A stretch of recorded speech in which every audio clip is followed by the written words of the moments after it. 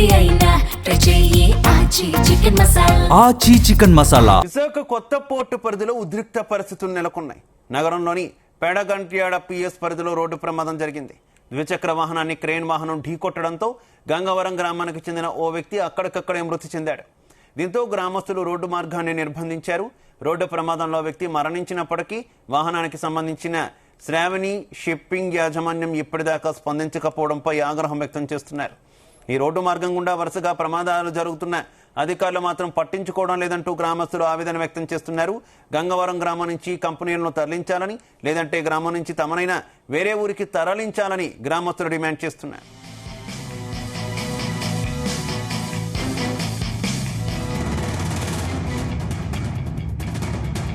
కంబాల మాధవ్ అనే వ్యక్తి గంగవరం నుంచి గంటెడల మార్గంలో శ్రావణి కంపెనీ నుంచి వచ్చే జేసీబీ ఢీకొని మృతి జరిగింది రాత్రి 8 గంటల ప్రాంతంలో.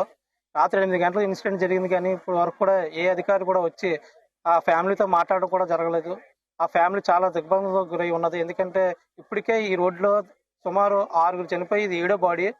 ఈ రోడ్లో నిత్యం 25,000 జనాభా నిత్యం తెల్లవారు సాయంత్రం ఉదయం నుంచి సాయంత్రం వరకు తిరుగుతూనే ఉంటారు. స్కూల్కి వెళ్ళేటప్పుడు కానీ డ్యూటీలకు వెళ్ళేటప్పుడు కానీ వాళ్ళైతే ప్రాణాలు అరచేతులు పెట్టుకొని ఇంటికి వచ్చేంత వరకు కూడా వాళ్ళ ప్రాణం ఉన్నదా లేదా కూడా టైప్ లో ఉన్నది. ఎందుకంటే ఈ రోడ్డు మీద చాలా వెహికల్స్ తిరుగుతున్న భారీ వెహికల్స్.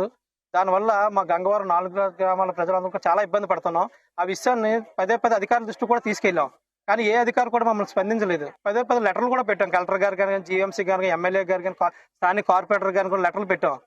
అది చూస్తే మీ రోడ్డు కాదు, దారి అంటే వచ్చి వాళ్ళు కూడా కాలు బిక్కితే అక్కడ నుంచుంటారు. అది ఎవరైనా నుంచోవచ్చు, అది రోడ్డు కాదు నేరం అని అనడానికి. అందులో ఇక్కడ చేసేటప్పుడు ఇక్కడే బండి ఆగాలి. అది డబ్బులు తిరిపిల్ నేరం అక్కడికి వెళ్ళిపోయింది అంతే. వెళ్ళిపోతే అప్పుడు మేము ఎవరితో మాట్లాడాలా? డెడ్ బాడీ ఎక్కడ జరిగిందో అక్కడే బండి ఆగాల. దానికి డబుల్ తిరిపిలు కూడా నేరం అని చెప్తాను నేను. కోర్టుకి వెళ్ళి మాట్లాడగలను. ఇక్కడ మనిషిని చంపేసి వెళ్ళిపోతాడు, ఎవరైనా చూడకపోతే వెళ్ళిపోతాడు కదా. అప్పుడు మేము ఎవరితో మాట్లాడాలి? ఏదో జరిగింది అక్కడ, ఎందుకు ఆగలేదు బండి? నువ్వు వెళ్ళిపోతావు కదా. ఇప్పుడు ఆ బండి ఉండబట్టి మీరు వచ్చారు, మేమేదో చెప్తున్నాం నాయన ఇది చేయడం ధర్మా అని. వెళ్ళిపోతే ఎవరిని అడగాలి మేము?